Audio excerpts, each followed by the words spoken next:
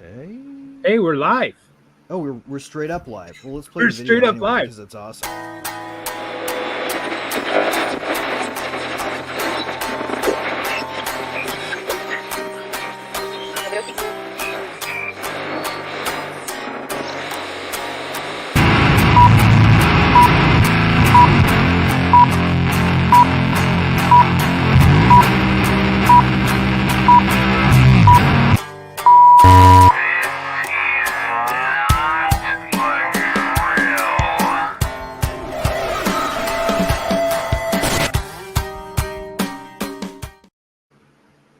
Hey guys. Hey, what's up? We had a brief flash of intro. Sorry for the tease there, y'all. I'm new to the command console here, so I have no idea how you start the recording. In any case, welcome to the 174th episode of the World Blockchain Roundtable. Wow. I am Greg Lang from Rivet, cypherpunk extraordinaire, and general dissident. We've got Andrew Joseph and Zach Kaiser with us today again. You guys are becoming a regular fixture here, and we love it. Welcome back. Thank you. And then, of course, I'm for I'm, as Joe would say. I am for I am. Basically, the executive producer of this show for as much as he contributes. So I hope everybody's doing great today. Either whether you're masterminding this show or masterminding the legacy, right? So That's right. How you doing, Greg? I'm sorry. Did you say something? I think we all said something at the same time. Something about sarcasm, and then I asked, "How are you?" Oh yeah, I'm doing great. I'm drinking from the fire hose here because this is a lot more complex. I should have done a tutorial yesterday or something. Anyway, let's get through the rigmarole here. We've got the guests introduced. So quick note on last week's Lair ownership token distributions. Each host got 222 lot last week. Each topic contributor from last week will receive 333 lot. Damn, that's pretty good. Last week's theme was nominated by our executive producer, I Am For I Am. And I'm taking over the world, guys. I'm taking over the world. 333 lot. As always, these come with perpetual passive income, free edits on den.social, and governance votes. Like the more you have, the more voting power you have. So, like I said, executive producer right now there. You guys can catch up to him though, so don't feel like it's ever too late to start accumulating these. The more you play, the more influence you have. I'm taking the longevity pill, so I'm going to last a long time. So it's going to take a while for you guys to catch up. Someone's going to have to do something. I maybe stand me up next to Trump. I don't know, man. We should maybe run you for office. That would distract you enough that you would be able to be on the show. And I could get ahead again. Anyway, I wouldn't want to stand next to Trump though. Too many unsuccessful attempts. I mean, right. It's a little dangerous of a place to stand these days. Mm-hmm. I mean, I wonder when the next one's gonna be. So tomorrow, probably. So we segue a couple of World Blockchain Roundtable DAO things before we can move on. We've got our theme votes up on den.social. So leave your. Do you want me to votes. bring those up? Yeah, go ahead. Let's bring them up. Let's see here. Let me get there. Now I got to figure out. Hang on. While we wait, the votes are due by next Wednesday, and the top 5 will be selected because we have 5 Thursdays next month. So that's gonna happen. And get out there and check these out. We're gonna pull up a few and see what's out there and see what's interesting. All right, here we go. Everyone, all right, let's see what we got. We got meme coin madness. Vote for that one if you want the round table to talk about meme coins. Red Who doesn't or love blue? a good meme coin? Yeah. Like the US dollar. That's my favorite meme coin. No kidding. That's a meme with a bunch of dead presidents on it. Red or blue? Or blue or red? Which president would be better for the crypto industry? I think we got it. Someone's got to vote for this one. You know why? Because this month will be the last month before we have the Yeah. election. That's a very So good point. we You know, and even really if we get need through to that put up. question quick, we can like audible on the other issues that are crypto related, or deep dive Sure, on them. Even. sure. 'Cause there's some So- really fascinating and terrifying things on the ballot. We already got one vote. TLDR, I bet everybody can guess it.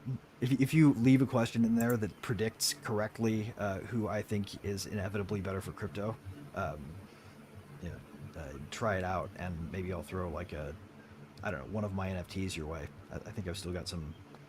If we How only about had like 85 million people to write in Gary Gensler for president. The world would be almost as good as if he were Treasury Secretary. Oh, goodness. Anyway, So then what we else got DIY, the use of blockchain for small businesses. We already got one vote there. That's nice. Is Nice. crypto and the world becoming centralized or decentralized? Yes. I like that one. That's going to be a good Yes. conversation. Uh-oh. We would Blockchain, revisit quantum this computing. theme: blockchain plus quantum computing. I would like to see it come back. We've had this discussion before. Technology is increasing. Roger Yep. Vere's case update and the effect on blockchain. And here's my vote: distribution of tokens. What we have learned so far on this topic. And the reason I voted for that was, I had hoped that other people would vote on other items, but I wanted to talk about this. So, and you can see that I own 10% of this layer. Don't mess with me. Dude. Well, actually, between you and I, we can plurality overpower Joe. Oh, there you go. There you go. Yeah. 51% attack. Yep. I think we should, Uh-oh. we should take over. Yep. Take over. We're going to require Joe to wear funny hats from now on. That's what he gets for not showing up today. There you go. I like it. I like it. We'll send Make it. them wear the cat in the hat. Halloween That's a good theme. one. But that Either kind that of or like fits with, a dragon hat of some sort. I feel Oh, like that yeah. would be appropriate. I think the Dragon's cat in Den. the hat.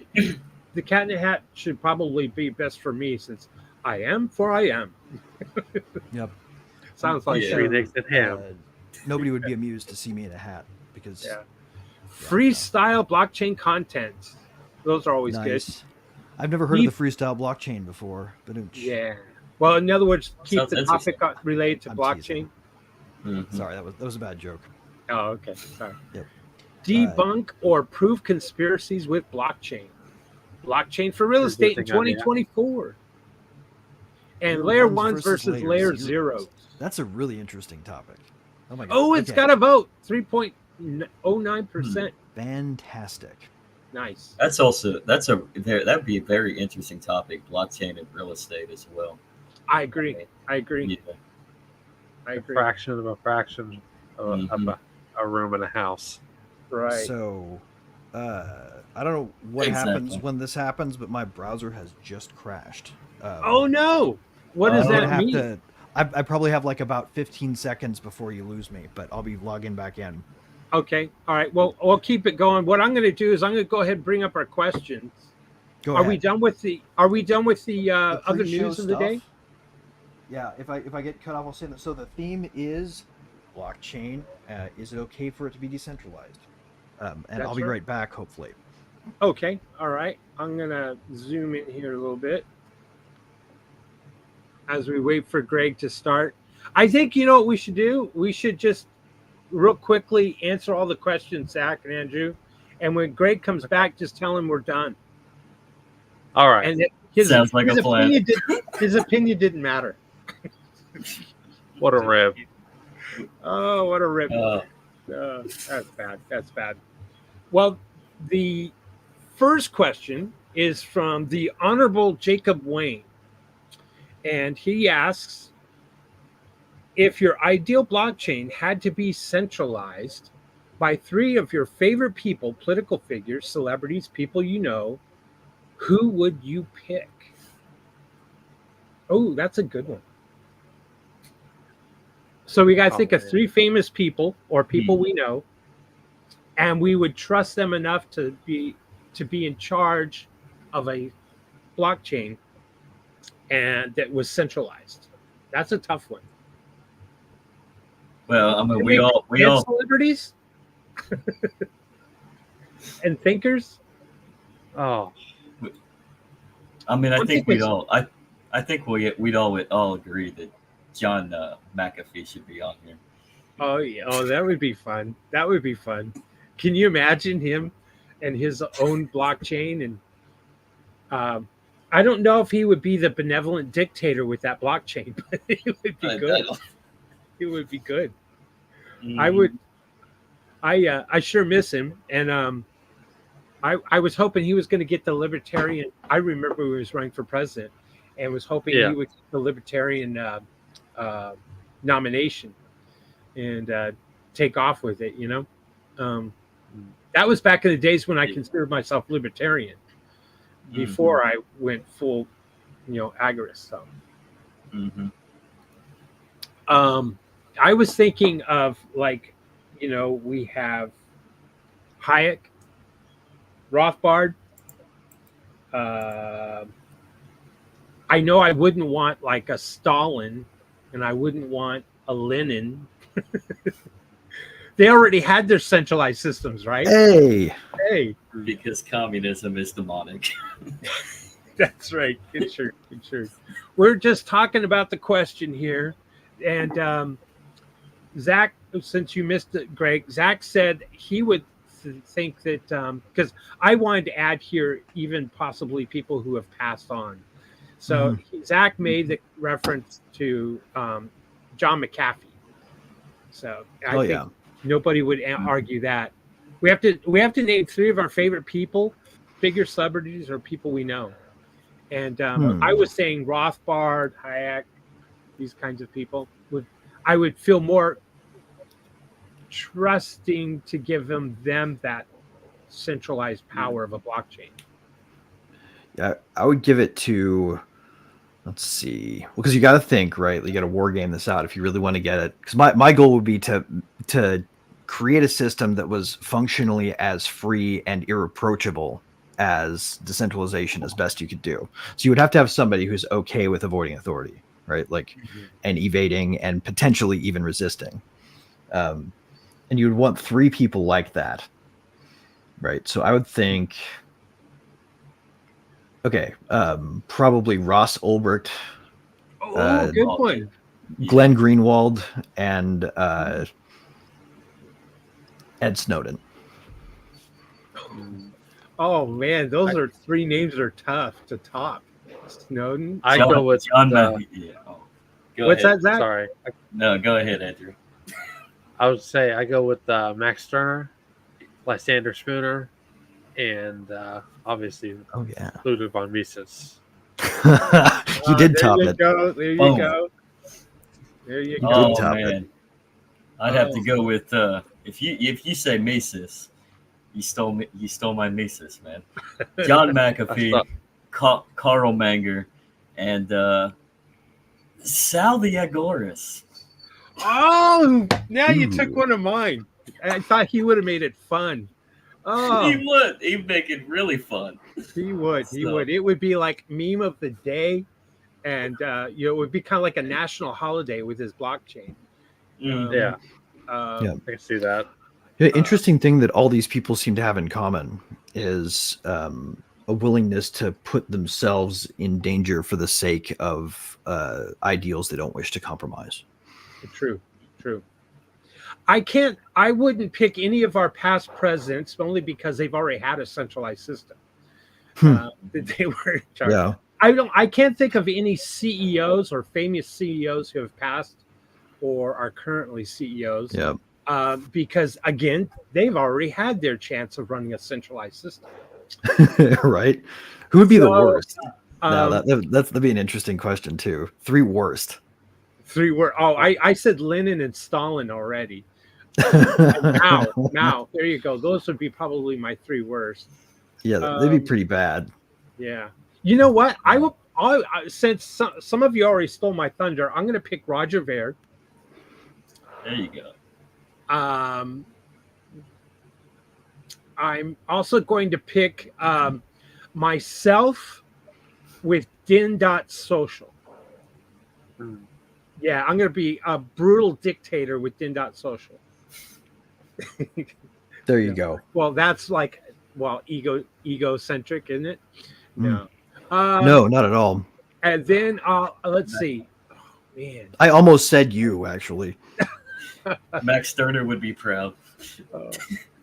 Only because I don't really know where you are or any details that I could use to find you, and we're friends. So there you go. There you go. You got me limited to Texas and William, and that's about as far as I think I've punted. Yep. I would never demand it from you. Yeah, and who knows if I'm still William or not? Who knows? Or am William, right? Or was a William? Now, let's see. Oh man, I'm still missing a third name, right? You are. You know what? I'm going to go ahead and pick the Honorable Joe Rogan, since he is not here today. And I would give him a special power to eliminate the SEC. Dragon Chain could be unchained and could flourish and could compete in the natural market of free market. Yeah. There's just I feel like a slice of evidence there about just who the SEC really was going after. Why did they go after Assange, right? Because he was a problem. He was making a problem for them. Dragon Chain unburdened would be pushing this to the web, and they might lose the lovely state apparatus that they control over at Condé Nast. Still owns it, right? Reddit. Yeah.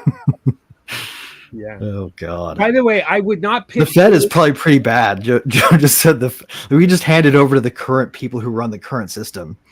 Yeah. At this point, hard to do worse than. What we didn't classify though in our three choices of how or what dysfunction of the utility of the blockchain. I mean, I would hate to think that Mises blockchain would just be a meme coin. Yeah. Be such a waste, right? Oh yeah, no. I think he would just make proper use of NFTs. Like he would have. I think the biggest mistake NFTs made was starting with digital art, and it was too splashy. If they had gone instead and been like, what we're going to do? We're going to get all the recorders of deeds on board, and we were going to do property recordation on chain, and we're going to use NFTs as deeds. It would have been a great conversation piece. It would have gotten through the news cycle. Right, and nobody would have ever been like, "Oh, it's just monkey pics," right? Like that. We would have never had to deal with like, "Oh, you can just right click and get this." Right. You can't right click somebody's house, but you can totally store their information in an unimpeachable way on there. Yeah. Honorable mention to Sean. Where is Sean? Everybody's friend. An honorable mention to John, who's lost in the tunnels in New York. Oh yeah, poor guy. So, well, maybe not poor guy. Maybe he's happier for being there. God knows. Sometimes I want a tunnel. Maybe the worst people. Oh, what's sorry. That? No, go ahead, Andrew. Maybe the worst people to run a blockchain would be Nostradamus, Joe Rogan, and that whale that John McAfee was always talking about. Oh man. Yeah, that would be good. That'd be I bad. will say this. I will say this. If Biden, Joseph Biden, our current president, who doesn't know he's president, if he was in charge of the blockchain, it wouldn't matter a hill of beans, right? Yeah. It wouldn't do anything. It wouldn't have a utility. Nobody would know it would exist. Yeah, right. No, it'd be just like the deep state, except for it wouldn't be run by people. It would be run by immutable code. Right. I think a good name for it would be Void. Yeah. Now, if his border czar was on it, then we'd have probably some more problems. Probably. Oh. Well, shall we move on to the next one? Yeah, let's do. Sure. Thank you, Jacob Wayne, for that one. That was a good one, man. How? Here's the does one question from determine? yours truly. How does one determine if a blockchain is centralized or decentralized? Remember, our audience aren't all familiar with blockchain, so Well, let's And- start off with the definition of decentralization then, maybe. Just what do you guys think it is? Oh, that's a good point. There's Okay, no from ICO. you know what? There's no ICO, no pre-mine before the coin. Okay, so centralized would be. Like Ethereum. I'll say that like if it was proof of work, obviously we wouldn't have a mining pool or a particular miner that was more than 51% Mhm. in control of the blocks that were being, mined. And same for proof of work, proof of stake, or any hybrid thereof, like master nodes or something like that. So the processing of the blocks cannot be centralized. Secondly, I would say the code, the underlying code, is it for changes. How do you determine that that is not centralized or centralized? What, like a multi-sig wallet to be able to You probably want to have like a Git repository managed by a DAO. right. So there you go. So the actual code is not controlled by one person or a small group of people, right? For commits. Yeah. Well, at least the DAO not would anybody decide who's not sort of like a natural elite on the topic, right? Like you obviously have to have people in there who are like experts on it, and there's going to be a certain amount of natural centralization that comes from just like, the star contributors are going to be talking more. Exactly. Just like kids in a classroom with a tough problem. Maybe little Johnny or little Sally knows the answer. That the rest of the kids will always turn to them, Yeah. or But but also like, even if you have that, it has to still be open for just like one person to pop in one time, make one suggestion that's great, and have it still be heard. And then you never hear from them again, right? Like if that one person can show up and make like one contribution, let's say it's a critical bug fix, they spot some kind of 0 day, and instead of burning it, they show up and they make a patch and they push it to your repository. Great that point. person you still want to have, so you can't ever have the star contributors drowning everybody else out. Right. I guess if we're talking maximum decentralization, though, that might not be optimum. Now, as for this kind of the question doesn't touch on it, but when I was writing it, it made me think of the individual who feels that it's a great risk to invest in a blockchain or cryptocurrency that is highly centralized, and they need to go out and determine, is it centralized or decentralized? If it's decentralized, maybe that's technology that I want to invest in to propagate through society, or is it technology that, because it's centralized, becomes a point of failure that I don't want to take that risk? Yeah. Well, and there's also like, if you're talking just like the banking industry and financial instruments, right, you get this sort of ready-made solution to the problem of information asymmetry. You can sort of eliminate the time advantage, right? Because the reason the information asymmetry thing became associated with the SEC at all was because of the way brokers and sort of investment advisors who were actually on Wall Street handled their clients back in the 1920s. So they would wire news to the local papers of America, and every Sunday they'd have a financial section, and that financial section would contain last week's news, right? People would call their brokers on Monday with whatever they learned, right? And they'd have to wait on the phone, and if the guy wanted to go like front run them based on what the news was last week, his secretary said, "Don't worry, he'll be right back and call you," right?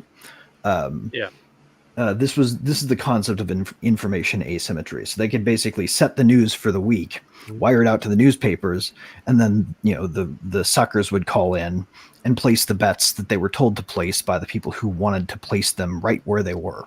Right. So they could with their own personal trades win the game. Exactly. And it got pretty absurd, right? Like that was sort of the whole point of the SEC. And the problem was that all the people doing it the worst were like the big guys, So like everybody should read the Pecora report. It's actually surprisingly readable for a 1940 or 1930s document, right? Like you wouldn't think this guy would be that readable, but you get a good sense that what they were really up to was trying to figure out a way to mitigate the technology of the 1920s.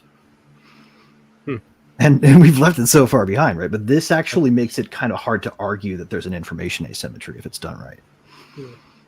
It made me think of William Randolph Hearst. If for those of you who don't know, he had this giant castle that he made in the central coast of California, and he was the newspaper, and he was also a movie film maker or financier, but he had extraordinary wealth, and he controlled his entire empire. He owned, the Hearst Publishing, all the Hearst Publishing, because it was his name. But some say that he was part of the whole idea of sensational journalism. He was really the first social media mogul because he had newspaper, he had magazines, and that of the time was social media, and he controlled it. So he was the first social media magnate. Well, anyway, he controlled his entire empire. Most of his businesses were in New York from his castle in central California on the coastline, in the middle of nowhere, almost halfway between San Francisco and LA. And he did it with telegraph machines and a bank of phones and this kind of thing.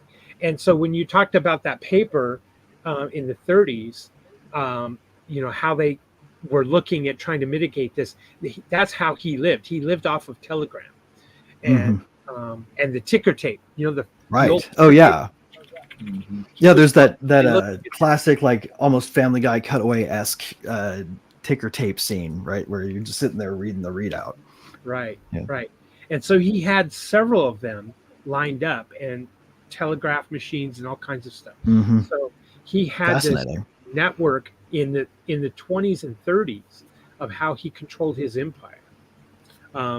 At the time, I think he may have been the richest man in the 20s and 30s in the United States. Well, or close to it, in the top 5. Maybe right. I mean, you were living in a time of giants at that time still, right? Like the company JP Morgan was still run by Pierpont Morgan himself, right? Like that was a thing, right? And you also had, I think, Henry Ford was getting big. They didn't like him too much in the old money crowd, though. He was kind of a dick. It's so funny, Wrigley's, the birds from Bird's Eye, the frozen foods. Yeah. So, but anyway, centralized, decentralized. So, as an investor, how do you determine what to invest in if it's centralized or decentralized? If you're going to use one of those criteria, what do you guys say? Go ahead. Let's go with Zach next, if you want, or Andrew, whoever wants to go next. Andrew, you got this. Well, I always thought, you should see how well the market supports the crypto over a longer period of time before you make a serious investment. Getting in an ICO or something like or an initial exchange offer. Yeah, you have a lot of potential, but that potential could really wreck you because there's no guaranteed stability. Yep. Yeah. Well, and I think you have to look at look at that, and also look at what the community's like. If you watch over time by participating in the community before you buy, that's usually a really good way to tell. That's a good. I like your approach, though. That's it's a pretty simple thing anybody could do. As the team behind it doing an audit of their source code, and they actively communicating what they're doing with the source code, what the long-term goals are, stuff like that. Yeah. Well, and they're getting pretty good at that now too. Like, I don't know if anybody ever goes on like Block Explorer, like Etherscan. Like if you go on Etherscan right now and you pull up a smart contract address, they now have AI summaries of what the code's doing. So good. you can actually be complete layperson and just get to read about like, oh, it doesn't do this, and that's why this is good, and it doesn't do that, that's why this is good. It has a red mark here because they've got a whitelist and blacklist function that can make it so you can be blocked from selling after you buy. That sort of thing. Yeah, it's amazing. AI is becoming the auditor. Yep. Mm-hmm. So the code. It's almost as if it's almost just, it's pretty scary, but at the same time, I mean, it's pretty fascinating because you don't, at one end, you don't know what you're gonna expect with the AI, but at the other end, it's a good tool to use because then you're not stuck with tracking code on your own end and paper trail and all that. You can just kind of center it on one program and let it scan out everything. Right. So, oh, dude, and here's another. You raise an interesting point there because, like, like with self-driving cars, you have to compare them to like the best human drivers, right? As soon as it's safer than the average human driver, it's safe enough because you'll actually save lives with it, right? Like, imagine comparing this to the status quo system. Like, who do you want to trust?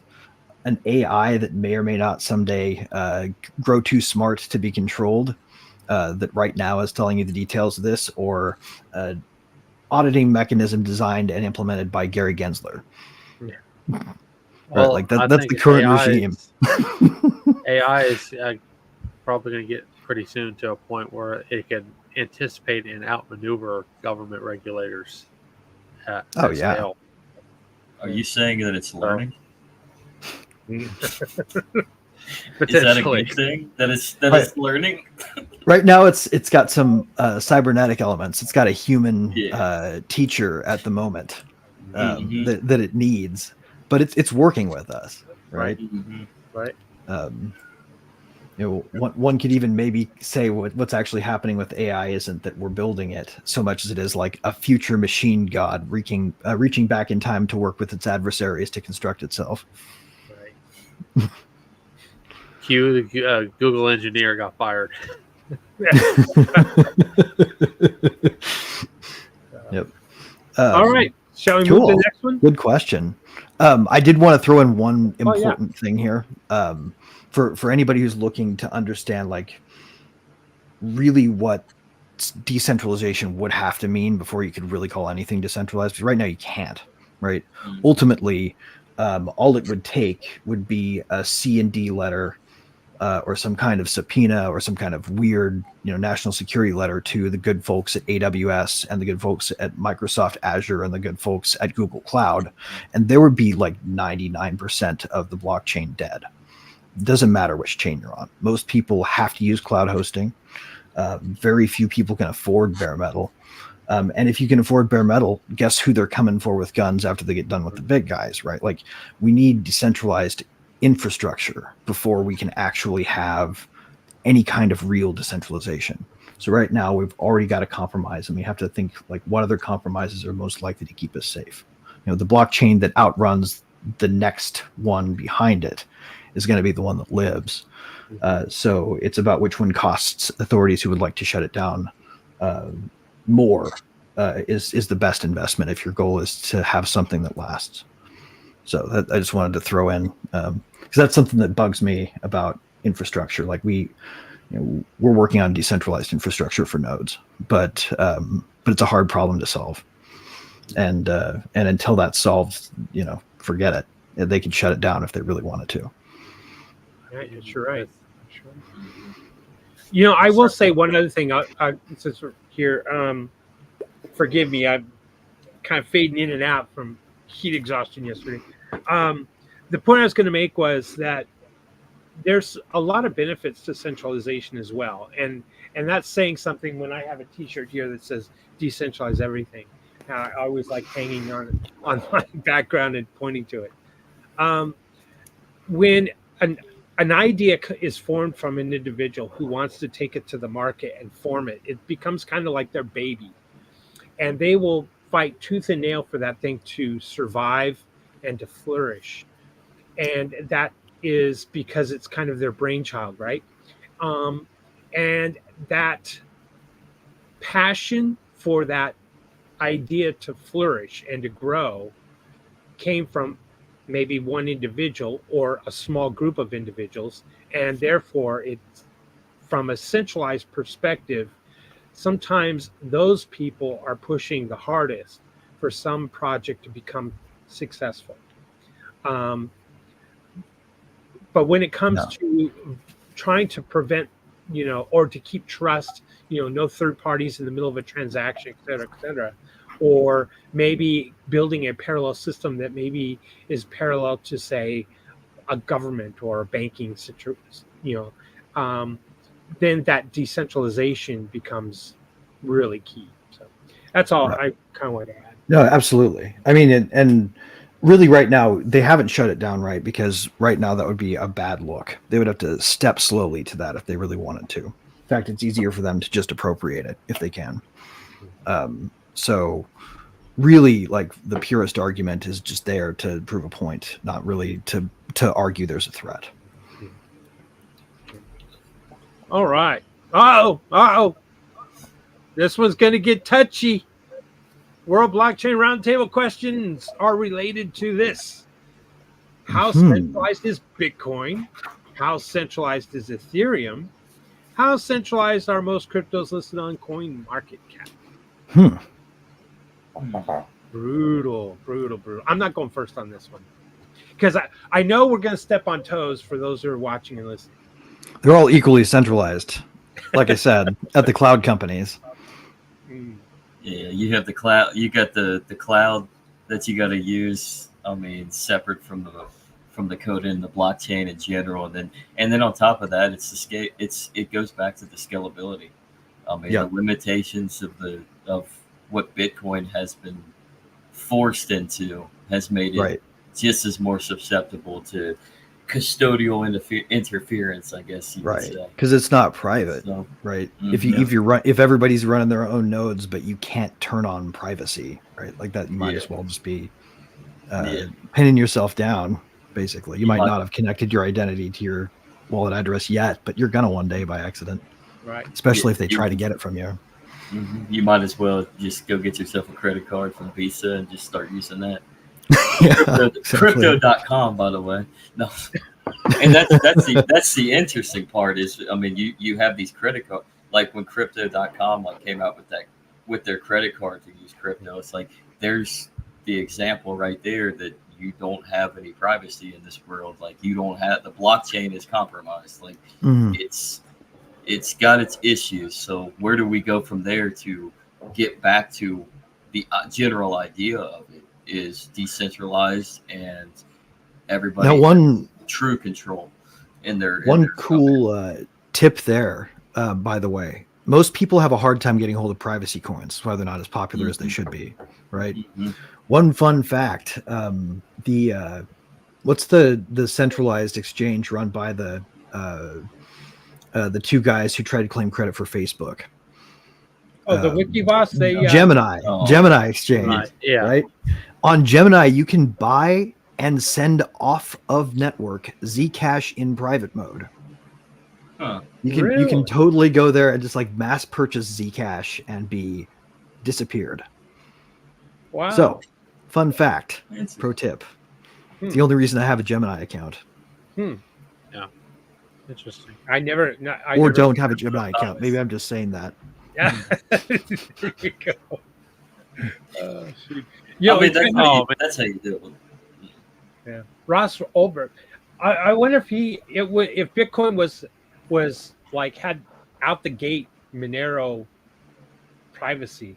Wonder what would have happened with that. It's kind of a fun thing to think through. But, that is a fun thought experiment. Yeah. Or here's one for you. What would happen if they proposed and started building a fork on any blockchain that would turn on Monero style privacy? Like, picture that happening to Bitcoin, to ETH, to any one of them. Do you think they would come with guns at that point? Guess what? You just verified for me that Bitcoin and Ethereum are centralized because the powers that be of those two organizations would not vote to allow that. Well, counterpoint. Tornado Cash can still be called. You can still use it. Even though the devs behind it are in prison and they took down the front end, the smart contracts are still accessible. Right? There are, to my knowledge, no equivalent mixers on Bitcoin that can be run in a decentralized way, but they can use wrapped BTC and shove it through Tornado Cash if they want. So technically there's a way if there's a will. You know, I want to live on the edge. I want to live in Brazil, use a VPN, and on X, I want to talk about using Tornado Cash. Yeah.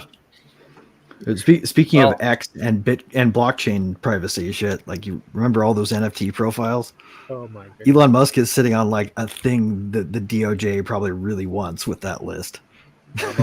Probably. But it does beg a question: how centralized are most cryptos in the coin market cap?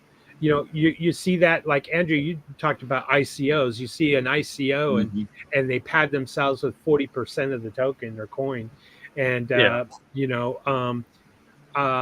or maybe they're a little bit more open about it and say, okay, the ownership or creators, founders, whatever, are going to have 20%, and then we're going to use 30-40% for marketing and the devs, and then like next thing you know what's really being traded and what we're fighting for is 10-15%, and we can be rug pulled or smacked down on price very quickly.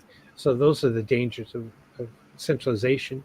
And I think the older the chain, the less centralized it becomes, just because of natural flow of your token. True. Well, of course, you have to take in consideration the mint function. How fast is it minting, and where is those mint coins or mined coins going in the beginning, right? Yep. And if you have a supply burn, like, that's also a thing you have to think about. Also, you have to consider what the project is doing, right? Like, because, for instance, like, Farcaster Network doesn't need to be super decentralized, right? Because they're dealing with social media content on chain. And right now it's not to the point where, like, if they don't harden it, they're going to start asking people to censor, because it's just all like Web3 nerds over there talking about. I love Warpcast because it's like where all my favorite people go to talk about what they're building and try building stuff. But that one's not as crucial as, say, like, Cult DAO, right? Where they have to have a smart contract system that if the leader somehow gets caught in a Ross Ulbricht-like operation, then the thing still runs, right? Right. When I saw the trash can on hanging from, man, I'm sorry, I'm really losing it today. From a drone, and it was being in UK, and it was being dropped over a camera. Did you guys see that? No. There's this drone, and it's carrying a large trash can, and it's flying over the cameras at an intersection, and it's lowering down that trash can over the camera to block the trash can, and it releases the trash can and then flies away. That's too funny. When I saw it, my first thought was, oh, did Colt Dow pay for this? Right? No, I suppose I would have been waiting for, like, the next drone to show up with, like, a lit string of firecrackers to drop in. Yeah.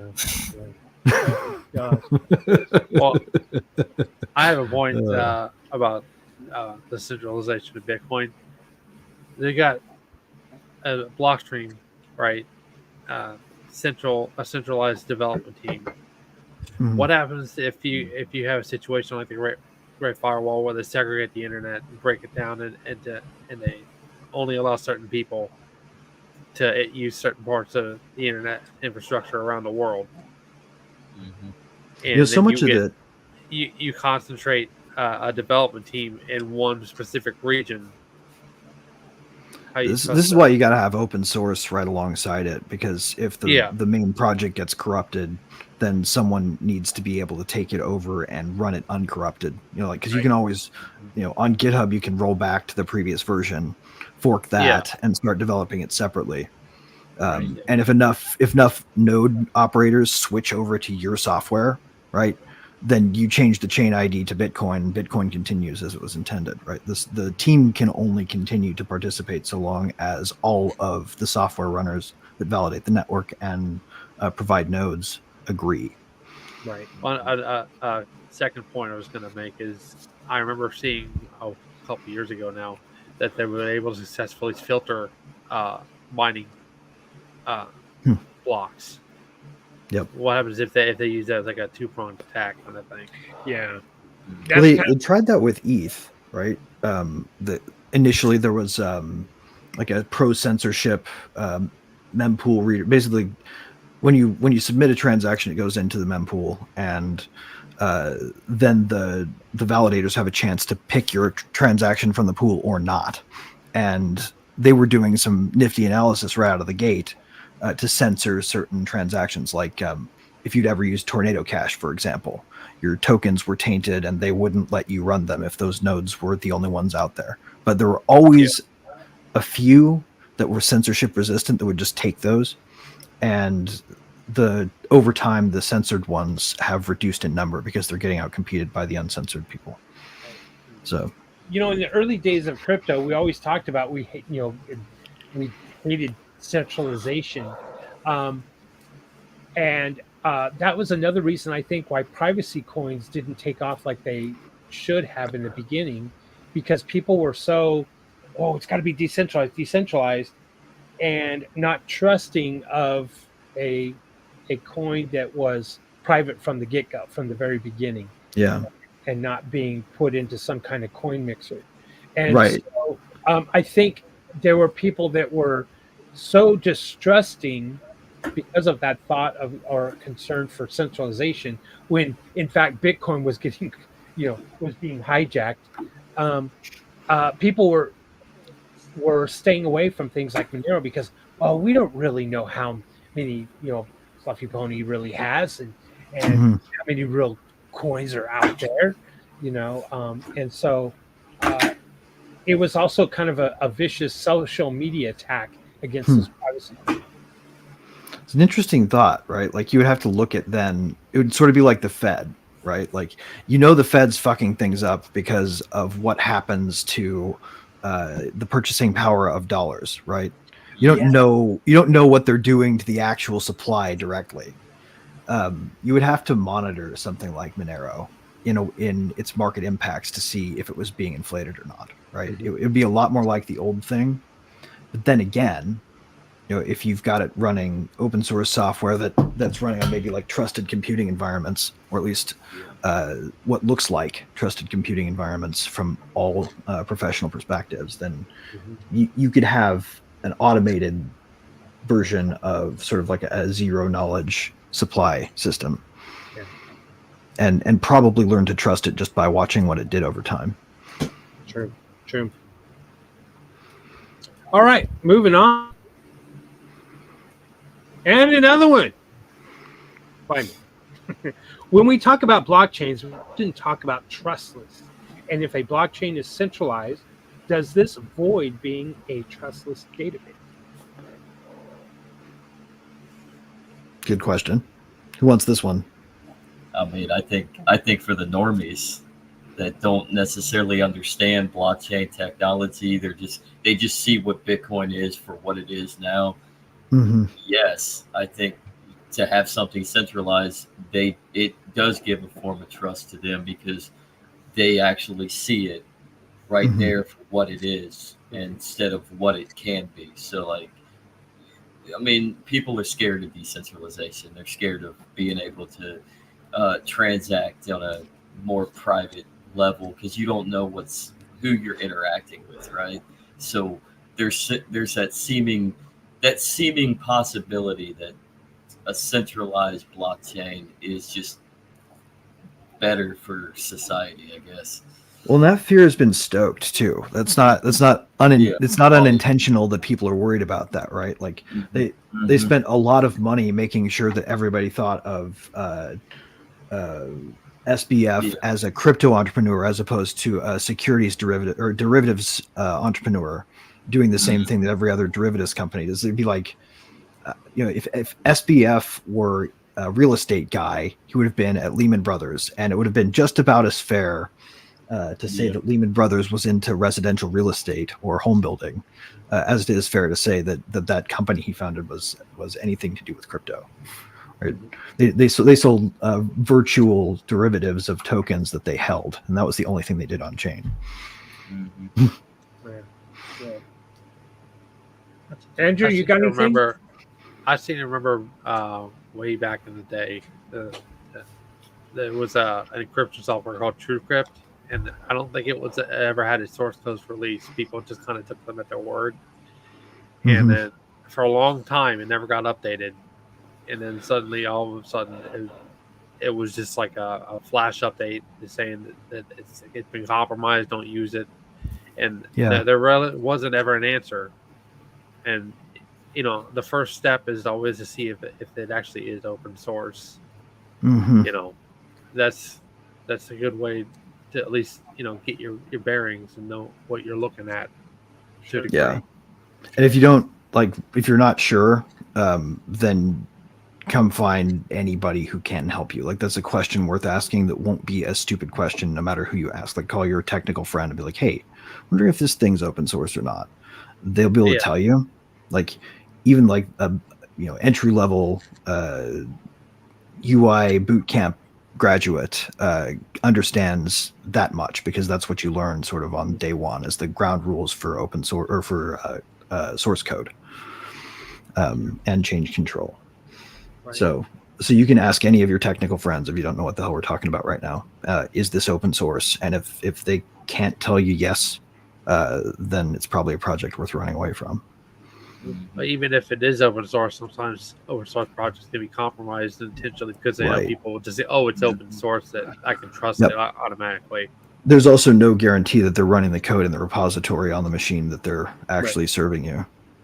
That's why I mentioned trusted computing earlier. Actually, you can verify what's running on the machine you're accessing, before you start doing anything serious with it. Yeah, the word trustless was something kind of I don't think it was really used before blockchain. So when I remember hearing it for the first time used in on videos or whatever about cryptos and blockchain and trustless, it was hard because I kept thinking of it as with a negative connotation, when in fact it's actually a very positive thing. You don't have to worry about it, the blockchain, because it is decentralized. The transactions cannot be changed, they cannot be deleted, they're mutable.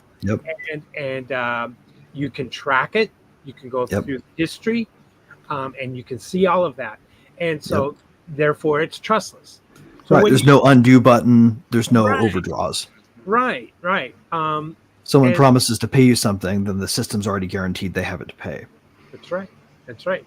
So the trustless is such a valuable term in describing a decentralized blockchain, in my opinion. And remember, blockchain is just as a form of a database, right? Yeah. So if it's centralized, then that means it's highly probable that the central control or the central entity can alter or change those historical records. And I mean, that's one of the reasons why central bank digital currency has to be proof of authority, right? To the minds of the people that run the banks, because they can't live without their we can force money out of your account into somebody else's button. That's literally like the entire basis for everything since the 1973 Bank Secrecy Act. There are like probably 200,000 or 300,000 jobs in the United States, millions globally, in the industry created by all of that bullshit. To me, like, trustless is, what you get with proper decentralization when the goal is disintermediating people who are gaming the system against you right now. right? Like the whole point was disintermediation. You got there by building something trustless, and you got trustless through decentralization. Yep. I'm going to go a little contrarian here, and I think trustless could be a contrarian term introduced on purpose. Okay. How so? Well, All I right, mean, Freaky. I'm just saying, it's always good to sit on the other side and just think about, No, go ahead. I'm interested in what you don't have to defend yourself. no, I'm just saying, like CIA, FBI, they're well versed in counterintelligence and all that kind of thing. So they would try to game this out to try to get a hold of the situation the best they could in a long term. Yeah, oh, absolutely. Mm-hmm. They might even put a bomb in your crypto wallet.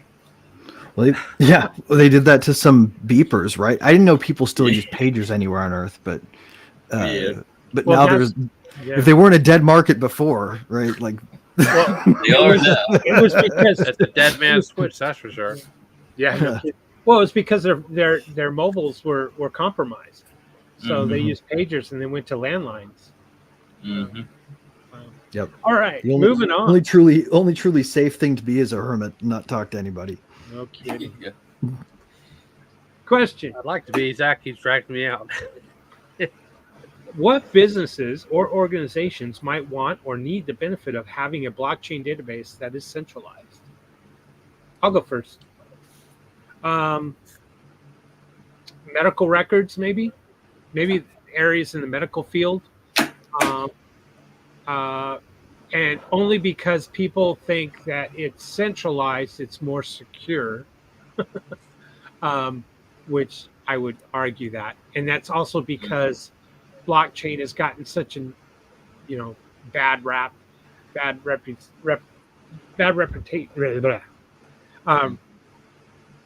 Because of all the people saying, well, look at all these people get scammed, and look at all these scam coins, and look at all these people's wallets that got hacked and this kind of thing. Mm-hmm. And so they think that a centralized system is much more secure, when in fact we see this all the time. We get the letters in the mail say, we apologize, but your data may have been compromised, by such and such date on such and such, centralized database. And we will offer you, whatever identity theft protection because of this. If something happened, 1 year of Equifax for getting leaked by Equifax. And I know I've gotten several of those. So everybody's social security number is on the deep web right now because of that. Oh yeah. Equifax lost it a long time ago. Yes. This is why if you screw over creditors now, nobody comes after you, because they're really not sure. So anyway,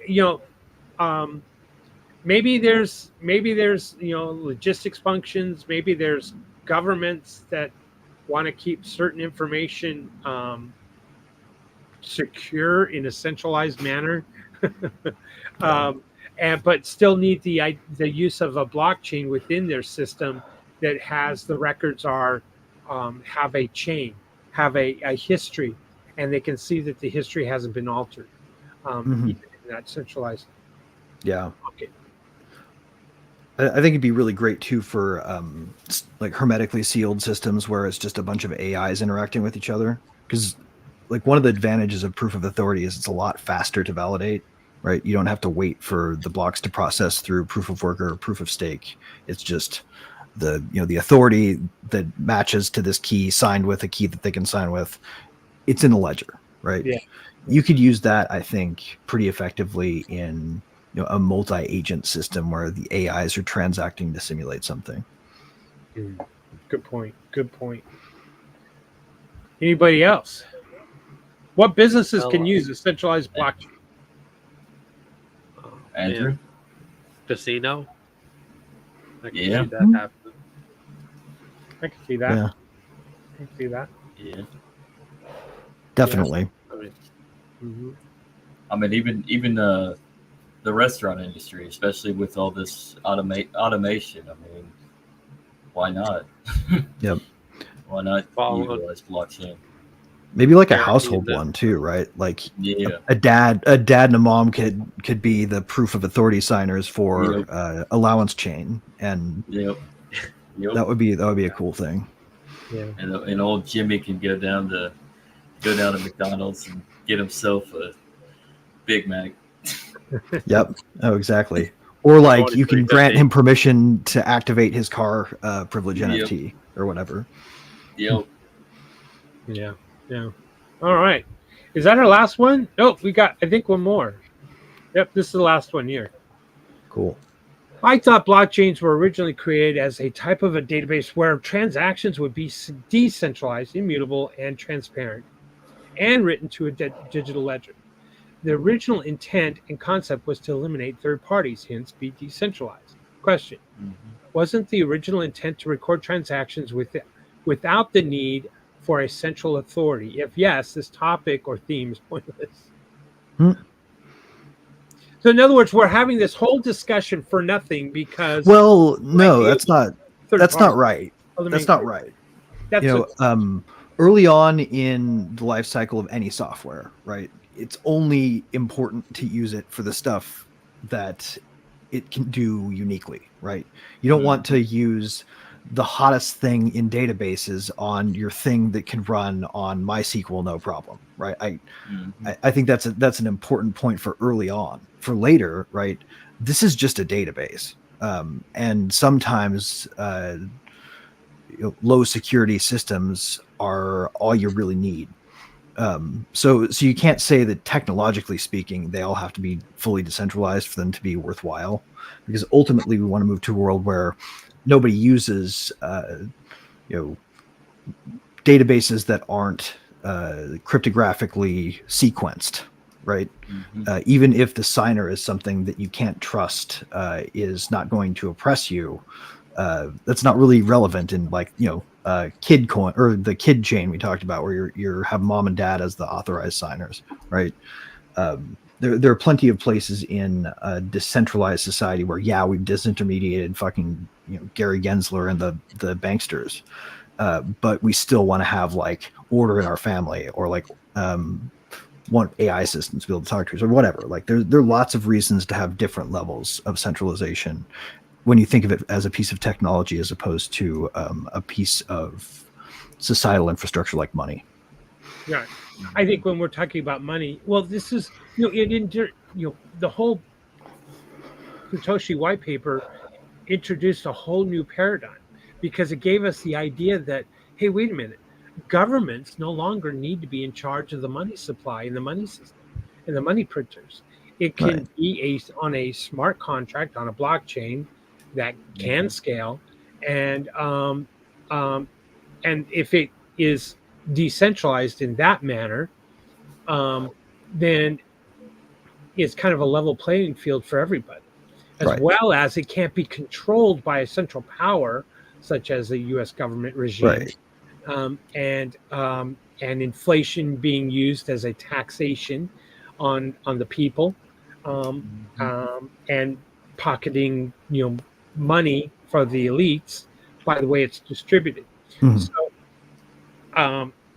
I think that is really the huge aha moment that the world needs to wake up to, that the governments or central banksters have used a central authority of printing paper money to inflict harm and create endless wars and all the ugliness that comes with it. And then the shit show. Will they raise rates or will they lower rates? Will they raise rates or will they lower rates? And then all the clowns are talking about it. 50 basis points because the economy is so strong right now. Right. But it propagates the lie, and it propagates their authority, and it strengthens their position of authority, and all of that could be for naught if we instituted a blockchain that we all agreed to, that was decentralized, had a natural maybe inflation rate of whatever that is, a 3% inflation rate. I don't know. The initial distribution of those coins to everybody's wallets is another question. But that's what blockchain did. It eliminated the ability to have a third party in between the two of us transact. Right. And Well, you that can make it a price neutral thing if you inflated it without a Cantillon effect, right? Like you could remove the utility of inflation if they wanted to expand supply, everybody who already had some got a proportional amount of the share, right? Yeah. You know, like if you got 10 and they want to double the supply, then you've got 20 next time you log in. Right. And that happens for everybody, right? Like then you are no more relatively worse off to the people who have more tokens anymore, right? Like it's like if you got a billionaire in whatever coin, and you've got yourself who's like living a noble but meager existence, you know, you double the supply and it goes equally to everybody. They don't get richer than you just because they double the supply. True. And so we've created this mountain of debt. We have a debt-based economy, and all of that is all from centralization. And so the solution appears to be more centralization, like a CBDC, a centralized, digital currency. And there you go. We're running to the wrong direction of centralization versus a decentralized, smart contract based money supply system that's fair, just for all. Agree with you, and I think people do need to care about this a lot. Like we do have a dearth of caring about this, but to say that it's completely worthless to have it is the only thing that I disagree with. I do think that this is an underappreciated and under-discussed topic for what it's worth. You're right, I am. I believe that. Sorry. Go ahead, I Andrew. believe that the concept of decentralization was kind of being extinguished, and this debt that we've incurred over the last 100 years has really concentrated more and more of an ordered society. And it's I believe it was very important that we reintroduce this concept so more people are aware of what we need in order to grow as people and find our place. Yeah, we should really call it something more accurate, like cut the bastards out. Yeah. Agreed. Let's do it.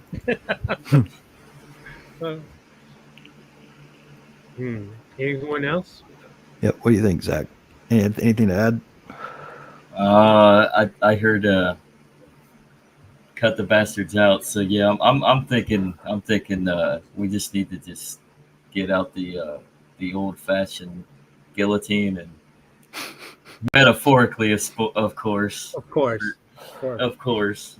Right. I'm going deep in on rope. Mm-hmm. Yeah, we're totally never advocating for violence here. I swear to God. No. But Maybe epistemic, maybe occasionally epistemic violence, but that's as far as we'll go.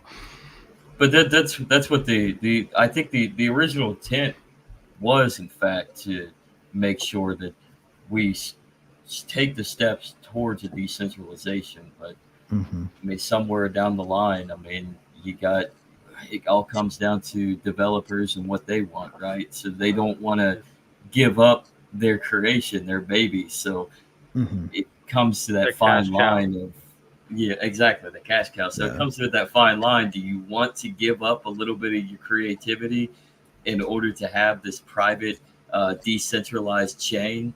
Or do you want to make money and live well for the rest of your life and still be able to conduct the business that you're in? Right. Who would you rather be, Tim Berners-Lee or Bill Gates? Bill Gates at this point. Right. No, I mean, although it would be really cool to be Tim Berners-Lee. For people who don't know, that's the guy that published the protocol that became the web.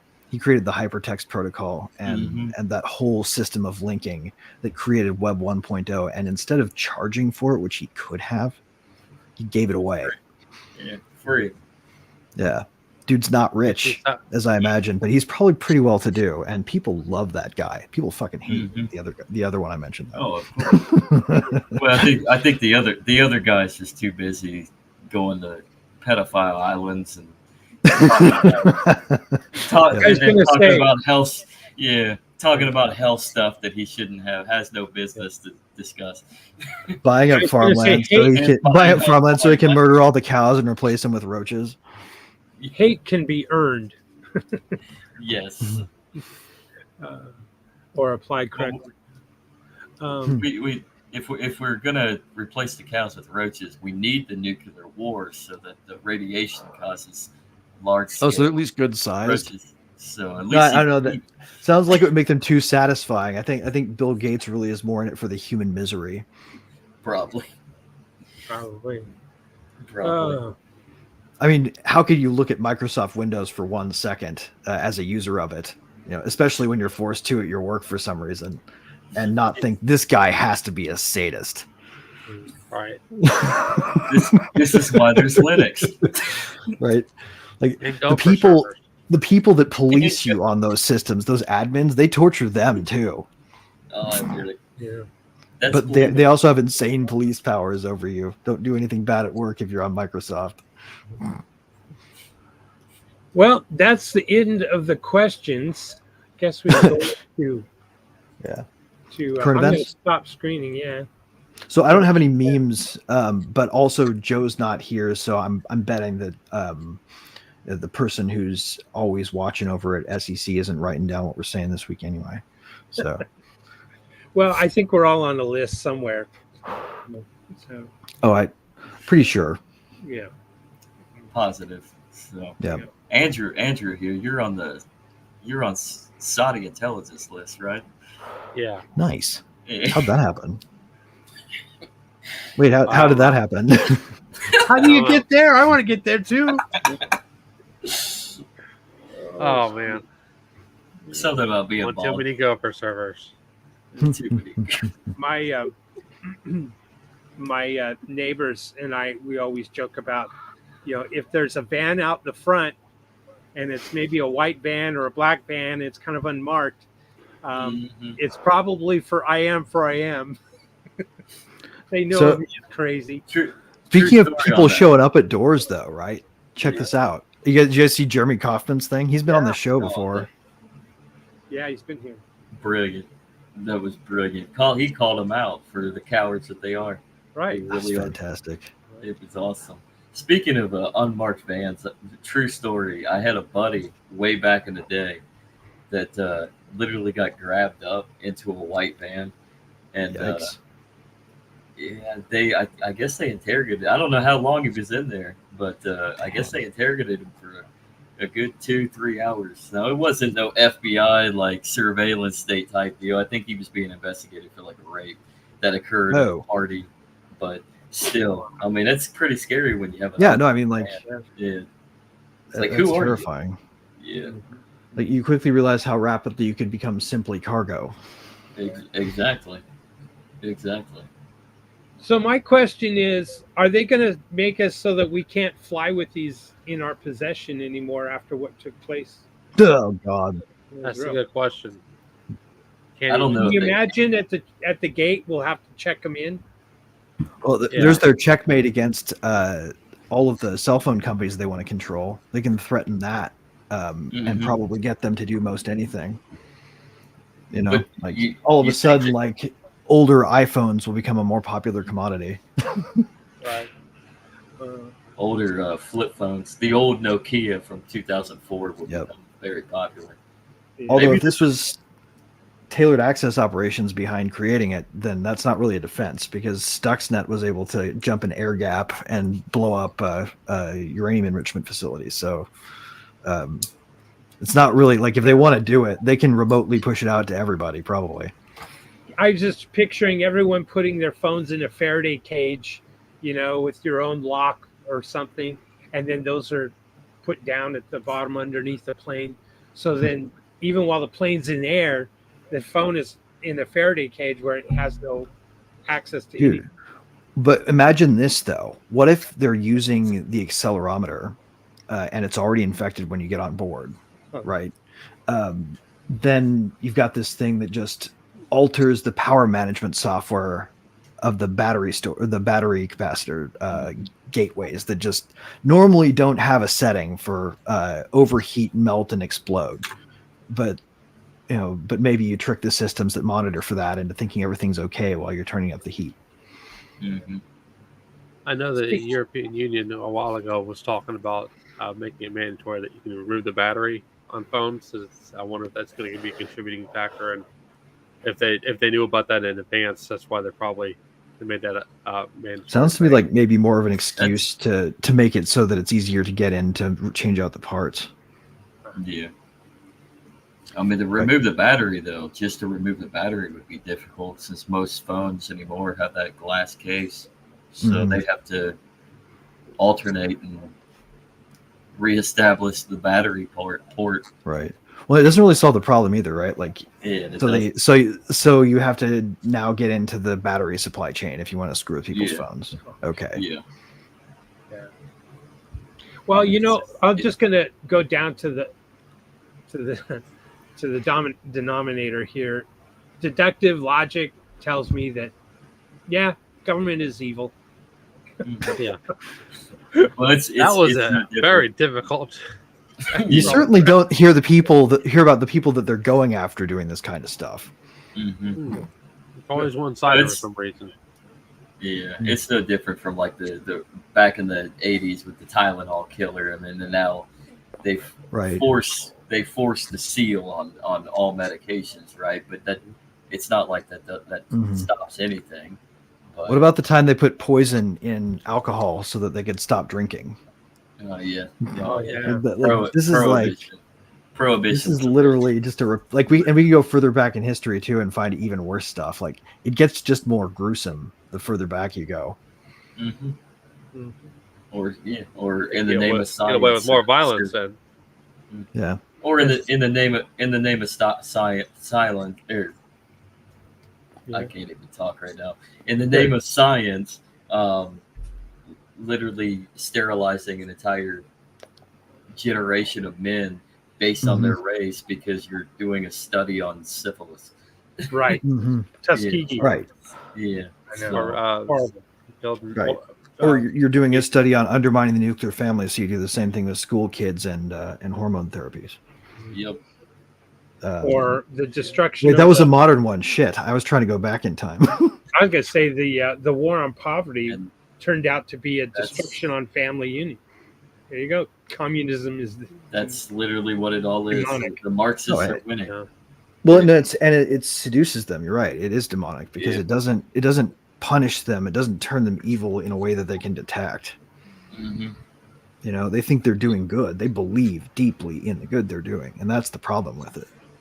That's why they're winning, because they know exactly what they're doing, and they think it's for a good cause.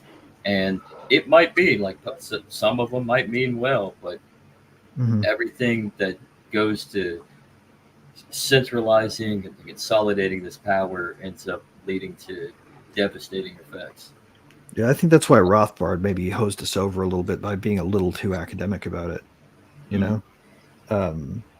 We need a lot more of that early sort of ethical economics to make a counter case, and we just ceded that. Nobody said actually free market and capital is far less likely to cause lives to be lost. Had we, it would have been accurate, but we refused to stand up for the idea because they were saying so loudly that we were just greedy. Yeah. I got one entirely wrong. Yeah. I have a question I just would like to propose to the group. It's not current events, but how many of you have followed the theories by Ashton Forbes on the missing Malaysian flight? Was it MH370 or something like that? Oh, wow. No, I haven't heard this at all. You haven't heard any of his stuff? His name is Ashton Forbes. He was given or found some information that was posted based off of satellite imagery of the airline, and that it was having a catastrophic burn event and these orbs started flying around it, Hmm. and it disappeared. You guys, nobody has heard of this. Huh. He's I actually have been on. I think he's been on Rogan. He's been on Beck. I think I may have actually heard a little bit on Rogan, but other than that, that's probably about it. So Okay. I need, Yeah, I'm gonna read. Yeah, I'm behind on my Rogan, so Yeah, yeah. I watched yesterday, or listened to yesterday, the gentleman who is keen on trying to take down Google search, and oh how yeah, that guy was good. he's good. He's really good. Although I wish they hadn't spent as much time as they did talking about wrong-headed ideas about how the brain works, because that was just nonsense. The second half, Yeah, like, the same literally. half about dreams. But as somebody who has taken some computational neuroscience courses, he's just not right. Mhm. I am almost imagine that's why Kurzweil stopped talking to him, because he couldn't handle talking to somebody who just I like was didn't thinking get the same thing. hidden Markov models. You But know? think- Like, Kurzweil is getting his he's getting his bread buttered from Google. yeah, And you what should have stuck to the happened thing he to was his right about, wife? man. The needle in his case, all kinds of stuff. Yeah, but he's dead on about how the okay. manipulation works. It's What- very what's- personalized. What's his name? It's an Epstein, right? Yeah, yeah. Okay, Andrew Epstein. Something, no relation, obviously. Right. Alex Epstein. Is that Yeah. his name? That's the Yeah. one. Yeah. No relation to Jeff, of course. No. No, No, this guy's fighting oppression, yeah, as opposed to running oppression islands that are especially gross. for blackmail Oh, purposes. Yeah. By yeah. Assad. Let me step back to what we were talking about earlier and kind of relate to this. We've given examples of different issues where the government is abusing people, and nobody ever mentioned this before. And I was going to mention, I just didn't get a chance to. Quaker oatmeal after World War II were doing experiments on. Yeah, it's exactly what I'm talking about. On orphans, think I and they know. were feeding them radiated oatmeal, and it took like Mm. decades for them to finally, have to come out in the open and be transparent about it. Yeah. So I don't even know. That's one of the what things they that tried floors to- me about. Go Oh, ahead. go ahead. Oh, I was just gonna say, what was the initial study on that to feed them radiated they oatmeal? just It's figured probably 'cause they were- nobody would catch them. Yeah. Well, at the time they were doing so. so you know, like we always try to monkey with our food with the latest technology, Yeah. right? We started off with Yeah.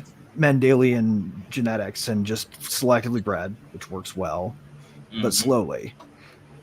They got a hold of radiation. Somebody said it could cause mutations, so they started just like irradiating shit to see if they could get it to morph into something that they liked better, right? Some of the side effects of that meant people needed to be able to tolerate a certain amount of half-life, right? So they studied it. Yeah. Yeah. Can we gamma radiate wheat to get better wheat by just randomly mutating the shit out of it and still feed it to people? Was the question they wanted to know. The answer And to. a lot of it. I mean, we just by that point we had just dropped 3 bombs, 2 of them of which actually was used for war. So you're Mhm. now in this nuclear weapon stage. So I guess it would be another way is to see how much radiation can someone have? How much can we radiate an entire populace, an entire setting, Mhm. environment, just to and without destroying the earth? I guess Yeah, what- I've got how much- an article for all you guys on this too that I wrote. I've studied this question a bit. Mhm. I specifically with respect to the way that they measure radiation exposure. Mhm. The game is actually there. This was decided in the 80s, and the sievert, the unit of measurement, is a mess. It's a mess. Really? It is a way to hide things they wish to hide and accentuate things they wish to accentuate. It simultaneously serves as an argument against going to Mars and an argument for allowing certain amounts of exposures to happen at like dental offices or on airplanes or whatever. Like, if you want to know why you're delayed, it's because the crew has spent too many hours in the air and their sievert levels are too high, so they can't be on the next flight. They're understaffed. Mhm. Wow. Yeah. Well, I can relate to that a little bit. My father worked in Los Alamos Labs in New Mexico, It was before I was born, and he was downrange at Salton Sea, Alamogordo, where there's an Air Force base over there as well, and I can't remember the other one, but anyway, he was exposed to a lot of radiation at the time. He had a badge, and everyone did. And if you had too much radiation, it would just change color. And they'd say, "Hey, go ahead and go home. You've had enough. Go get a good shower, and we'll see you in the morning." Yep. Well, the crazy thing about it is it works by measuring all ionizing radiation. So standing in the sun for 5 hours is held equivalent to standing in an exposed gamma radiation blasting reactor.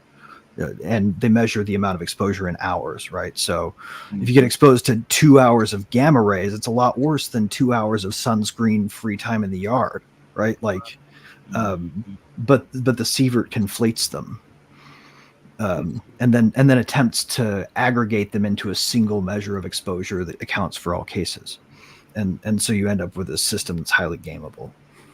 Radiation exposure is probably still something we have such a little grip on that we might be getting murdered at the dental office and we don't know it. Yeah. Plus solar radiation, you know. Mm-hmm. It also makes you think on Chernobyl and what it really what exactly was it? Was it actually a test? Or did they actually have a leak? So, or was it literally human error? You know what I mean? So, or a false flag, right? Or a false flag. Yeah. Because technically, the number of people who died was very small, right? Yeah. And the land itself is actually pretty habitable now. Mm-hmm. People think of it as like, oh, a nuclear bomb went off there, basically, but it's really not like that. I mean, yeah, like the deer are frolicking. I mean, life has returned. So, I mean, you could actually move back, and Pripyat could in terms of sieverts, though, it's city. a toxic wasteland that you can't enter, though. So there's that. Yeah. Wow. Hey, do you mind? Can I share one thing real quick? I made a posting in Mighty Lair, and when you brought up the Tuskegee syphilis study, can you get that, Greg? Oh, yeah. You mind sharing my screen one more time? You got it. So I didn't realize I had the control. on Monday, I did a posting. Lisa's got a layer called the Mighty Layer, Team Mighty, and I did a posting. It has to do with the social contract by Rousseau. And anyway, so I'm asking the question basically about our government. How's it doing? And then I listed all of these things that the government has done, like Tuskegee, the Japanese American internment camps, MK Ultra, Guatemala syphilis experiments, Operation Paperclip, Vietnam War. It goes on. My Lai Massacre. Look at all this. Wait, Vietnam War. You missed the psyop they used to start that. Right. Which one? Yeah, there were many. The second Gulf of Tonkin incident. Right. Yeah, the Gulf of Tonkin's in here too. They would never have been able to get anybody signed up for that war if they hadn't been able to fake an attack. No, they wouldn't. Exactly. But Lisa and I did a show on this on Monday. I encourage you to check that out. But dude, this is on DIN. This is on DIN.social. So basically, the social contract adherence test that I wrote is the government protecting the rights and liberties? Is the government providing public services? Is the government maintaining law and order? Is the government representing the people? Is the government ensuring equality and justice? And of course, as for us, are we obeying the law? Are we paying our taxes? Are we participating in civic duties such as voting, jury duty? Do we respect others' rights like freedom of speech as citizens? And in extraordinary times, are we willing to step forward and maybe be drafted to go fight in wars? So, anyway, I think the natural answer to this question sort of begs another one, right? Like, is there a such thing as a social contract, or was Rousseau just taken way too literally? Right. Well, yeah, and he wrote it in 1762. He was under a monarchy, but the founding fathers sure pulled a lot of what he had to say, and he predicted exactly where we are today. He said that a republic, a constitutional republic, will fall this way. So fascinating. Yeah, I was always more of a fan of the Scottish Enlightenment than I was of the French one. Yeah. John Locke more so than Rousseau. Yeah. Yeah, So I'm more of a It's- Mill it's- guy myself. yeah, Good stuff. I'm Good more of an Adam Smith guy. Adam Even Smith's though he talks a powerhouse of a There human you go. being. Good. Yeah. even though a little bit of his you got to go back to where Well, he was. He was in the 18th century, but he a was lot of right his though. he was right, but a lot of his Yeah. application coincides with today.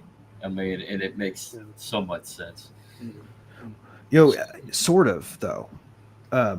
If you want to look at really, I'm going to make a counter case here, because I'm like an unreconstructed Misesian in the sense that I think that free trade is good. And there's a counter case that it causes a lot of human suffering that's unaccounted for, but in reality, that human suffering is typically caused by Distortion. sort of the government's encroachments on the pure model, right? Like if you actually implemented Adam Smith as Adam Smith wrote it, and you didn't have people doing things like competing with trade barriers as subtly as they can. And a trade barrier can be more than just a tariff. It can be like ridiculous labeling requirements, or down to something as stupid as bribed international trade court judges that just side against whichever party is not the hometown industry. This is why people hate the U.S. for free trade, because we owned the the World Trade Dispute Settlement Mechanism. The federal trade courts were basically the law of the land. Even though like they didn't necessarily have jurisdiction in China, the system there that they were required to set up to join the WTO was an identical one that followed the same precedents. So, but that said, like if you get that shit out of the way, comparative advantage does raise all living standards, and we really ought to have the freedom to buy what we want from wherever we want. The size of the marketplace that we have, we bring to bear, as well as our military might, is also an influence on the court. So the world court is subjugated by that. Yeah. Now, that said, I don't think that there's an unfair case to be made that in a distorted environment we don't need to do a little differently. So I think there's a really good case to be made on the side of people who are a little anti-free trade right now. And so I don't want to come out too militant about that.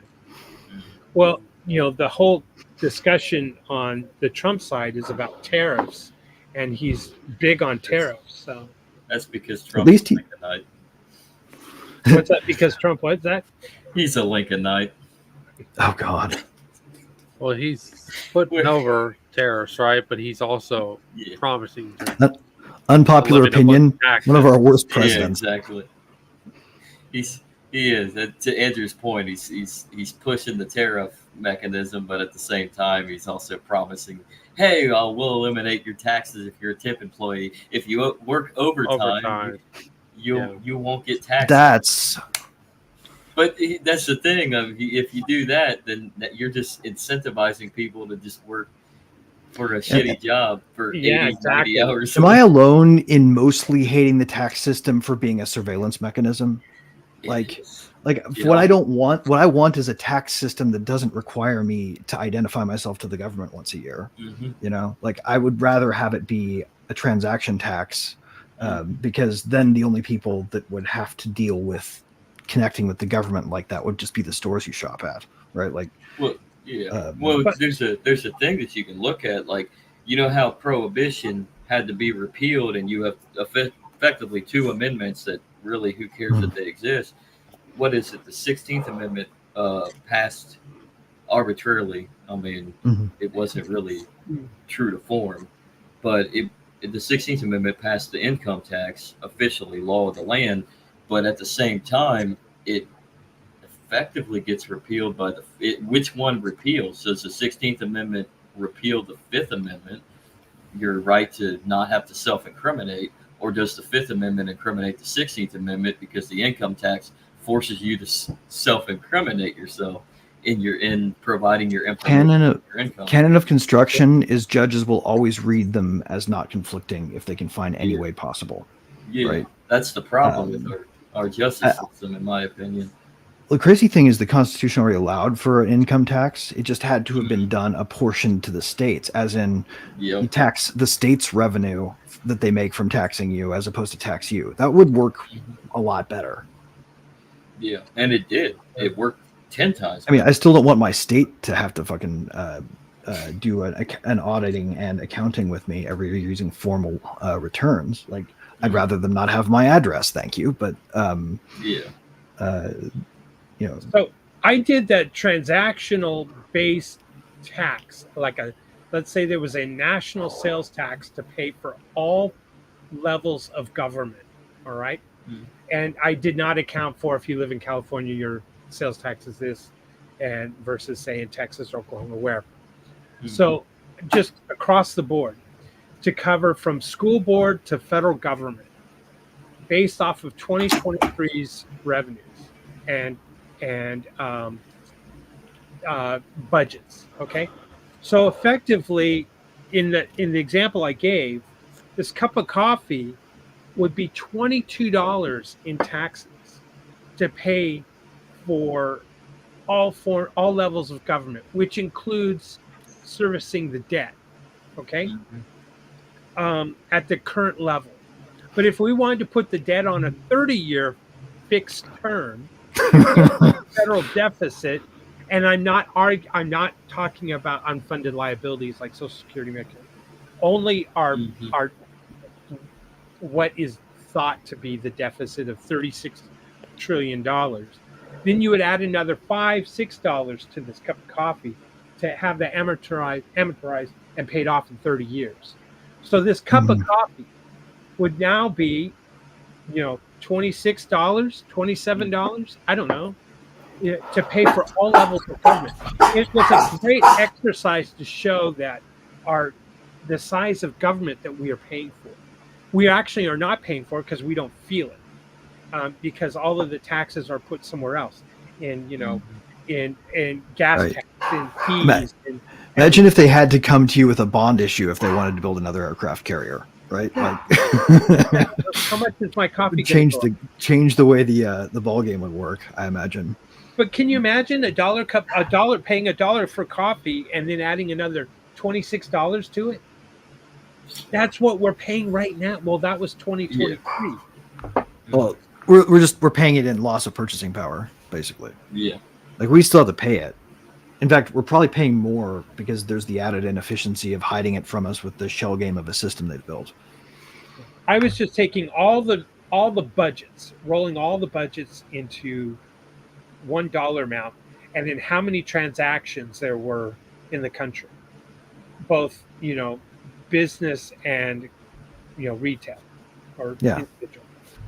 It's great. I think, and that's how you limit the size of government, right? Like, people will tolerate so much reasonable tax for so much reasonable service. Right. If we have to have a centralized violence provider at all, right? Like, I don't know if we really do. I personally think like free market security would work pretty well, as long as you also don't hamper the right to self-defense. Because only people who are like Trump or Elon Musk really need 5 bodyguards. Regular people can probably get by with a handgun. Unless they want to hire Andrew. That's true. Yeah. So what about this event in Tucson where half of the people standing behind Trump were zapped with some kind of weapon or something? Now their eyes are going blind. Have you heard about this? No. I'd heard about the bombs found at the rally. No, there's people. There's people in the hospitals right now who are sitting on his right side behind him, who, after leaving the event, had excruciating pain in their eyes, their face swelled up, their neck burning, headache, and then their eyes. They're literally, some of them are probably going to go blind, and they don't know what it was. Two things could do that, right? either like a directed energy weapon that was compressed sound waves that were enough to like boil the eye fluid, or some kind of like radiation weapon like a maser or a microwave gun or something like that. Yeah. Yeah, and yeah, That'd be it's insane. in the news media right now. It's I- it's not fake or made up. These people literally went to the hospital. There's hospital records in Tucson, Phoenix. I don't typically think that you're bringing up fake stuff for what it's worth. So Yeah, no woo woo. When it goes to that point, it kind of proves that we are in a war. Yeah. I mean, Oh, yeah. we're the second civil war is still it's going on right as we speak, and it's the Dude. government. Maybe it's more of a World War question, Three. right? I think it's World War Three. I think that World Or War that. Three is an information war, and there's no distinction between civilian That too. and military. That too. Tickling Well, the dragon's tail. Yeah, and it's interesting too because the three theaters that the World War III is probably going to take place, one of which is the battlegrounds already being set in Mhm. stone with Ukraine, is the three breadbaskets. So World War III is going to have to come to America because Yeah. we're a Yeah. breadbasket. Yeah. Iran is a breadbasket. Ukraine is a breadbasket, and it's look where we're at. Like we're teetering against war with Iran right now with the Israel shenanigans. We got Ukraine and Russia fighting in Europe, and then you have the United States. I mean, that would be the next. Well, I mean, an interesting lens to think about the whole thing through is after we won our revolution, we set out to take over all of Europe, and have mostly succeeded with the last few stragglers hanging on. Right, like NATO is just a euphemism for the United States operating in Europe, right? Basically, an empire of liberty. Sad to say, but for safety reasons, probably the best place to go is south of the equator. There are a lot of old Minuteman missile silos in the Midwest U.S., though.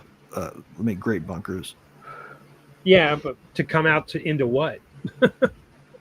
Well, I mean, you obviously have to spend some time, but there's enough room down there to grow enough food to sustain yourself. Mm-hmm. They were for sale for a while, weren't they? Oh yeah, you can get. They're always up for sale. I was half tempted to buy one when one close to me came up on the market. The only problem with it was a drinking water thing. Like they had washed the ground with the ejecta from the propellant. Like they use this weird chemical to purge the rocket engine between sort of test loads. And they just threw that shit onto the ground, and the groundwater is completely contaminated there. But wasn't into it. Wow, that's crazy. No different, yeah. Well, yes, different, but no different from contaminating fly ash at an unused power plant. I mean, you got. Or whatever the hell is happening in Flint, right? Yeah. Oh God, Flint. Last I heard, their water's still fucked up. Oh yeah, no, it never got fixed. It's not fixed. Yeah, There's still lead. Yep. They did, however, change the metric by which they decide safety, so that it was all of a sudden safe, right? That was on my list, by the way, too. Flint. See that in itself was probably a false flag. Speaking of your list, we talked about NATO. There was a guy that was like a YouTuber named Gadalera, and he was over there in Ukraine. Oh yeah, he was great. He was an American citizen and a Chilean citizen, but supposedly he passed away. What do you think happens? How far does this mass have to drop before people start to realize they're not going to protect us at all? They're not. They're not, because 2 shots to the head, suicide. Yeah, that's how he. They're not. I really liked Gonzalo Lira. I followed him and listened to everything he put out there. I was so impressed on the Ukraine war. He was boots on the ground. He was essentially right there. He was in Kharkiv, right? Yeah. So It's interesting though to see how many people abandon their principles when you start talking about the same thing happening to the Gaza Strip. Yeah, Yeah. good point. Yeah. Good point. It's a valid question, Andrew.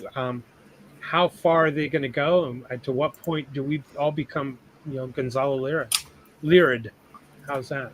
Um, Remember, he tried to escape the country and was unsuccessful, and put out his last video about it, just prior to his move, and and said that if he's unsuccessful, they're going to arrest him, put him in prison. He'll probably die in prison, and he was right.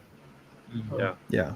And I felt for He his got- father. His father was in his 80s and was pleading and pleading and pleading Yeah. for our government to take care of their own, a U.S. citizen who graduated from Duke University, if I'm not mistaken.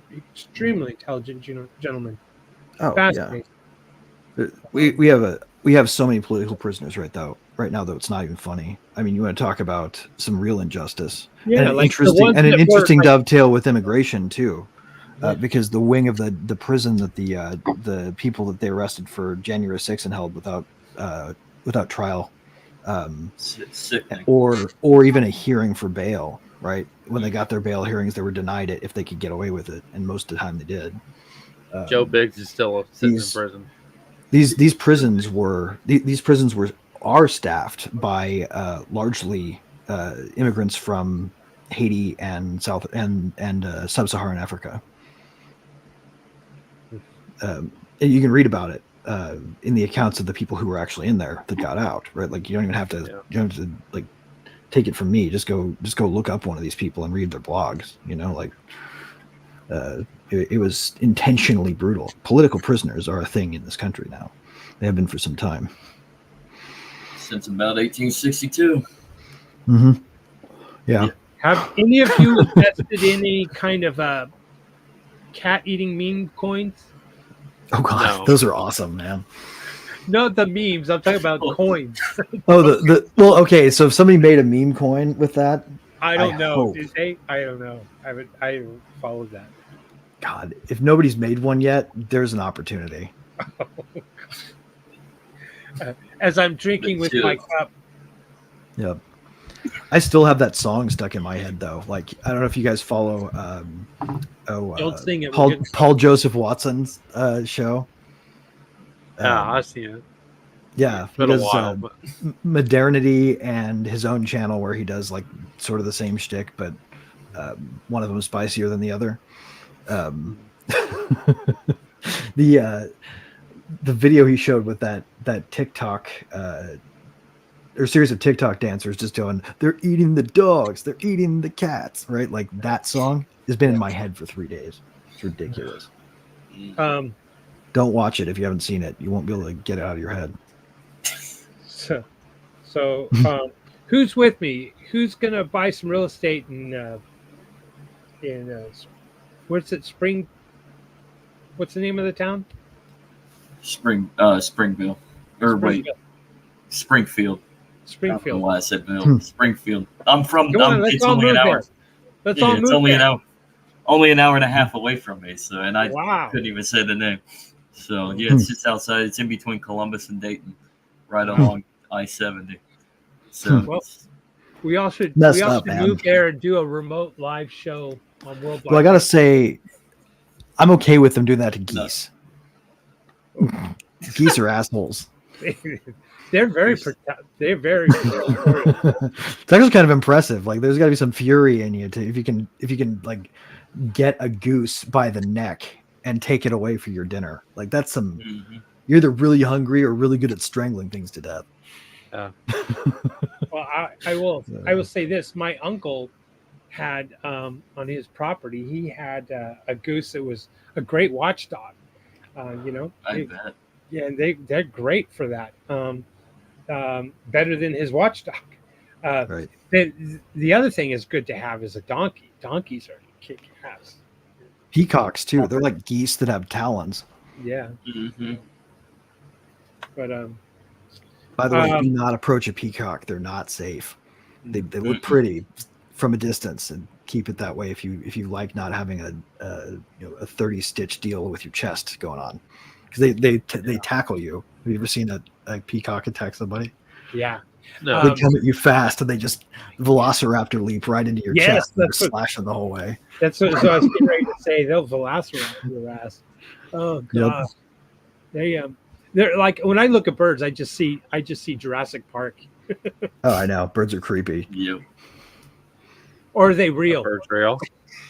Yeah, Andrew, that's right. We're on the same Yeah, page, I buddy. know. They're all surveillance drones. They're all Yeah. exactly. They're all drones. They're really high fidelity surveillance Just like- drones, so they still act the just- same way. So the point remains. They recharge on just power like- lines, right? This Power is how you know. This is how you Yeah. know Springfield is fake news too, because Ohio's a psyop. Doesn't exist. Birds are That's not drones. Ohio's not real. Okay, man. okay. Where did I spend 2 years? Crap. Oh, shoot. Different matrix, Greg. Different matrix. I was there. I like basically a fifth kind abductee at this point. I've been to Ohio. I'm only like 20 minutes from Cincinnati, so Cincinnati. Pray for that man. Cincinnati. Columbus is a cool town. That's where I was for a couple of years. Mhm. Cool place. Oh, it is. It is a cool place. So Been to Columbus. Wow. Good stuff. Well, should we wrap it up? We got I suppose so. Yeah. There's a little bit of time so everybody can say what they're up to and tell us about what's on the agenda and or just pontificate with a little soapbox time. Let's start with Andrew. You want to go first? Not really much lately. It's just been trying to work day to day, study, watch the news, and keep informed. So Cool. Zach, what about you? the Legacy Ride is now on TikTok. Just search for Legacy Ride. I'm trying to Oh yes. trying to use all the algorithmic, anything algorithmic to get us out there, even if it's Chinese spyware. True or false? True or So- false though? How awesome is the discovery algorithm there? Like you can literally post a video and people who are interested find you right away. It's amazing. All you have to do, it's like the hashtag sequence for that discovery is just easy. Yeah, it's like Just type in a 2013 hash- Twitter basically. Yeah, exactly. That's what Twitter needs to be again. Yeah. It's TikTok. So, but yeah. So, but that's what I'm doing. We're Legacy Right. We're trying to go live every Friday. So tomorrow at 9 p.m. Eastern for about an hour. If you want to give your time, we should be having at 2 Free Mike is his tag on X, but Mike cool. Decentralized. He goes by Mike Decentralized. So we should be having him on tomorrow, and that's about it. And then these shirts right here, I gotta plug this guy out too. Who touched Cool. it? I kept on saying who touched that, Andrew, but whotouchedit.com. You can get shirts like this. Nice. With demonic, but you can also get other shirts. He has a whole slew of different apparel, hoodies, shirts like that. So I'm gonna need some new T-shirts. So thanks for that. So whotouchedit.com. So dude is he's a trip. So he's a cool guy. So Awesome. nice. I know what I'm doing tomorrow night. Yeah, check that out. so. And then and we should be having him on pretty soon too. Cool. So, that's not going to be live, but who touched the thermostat? So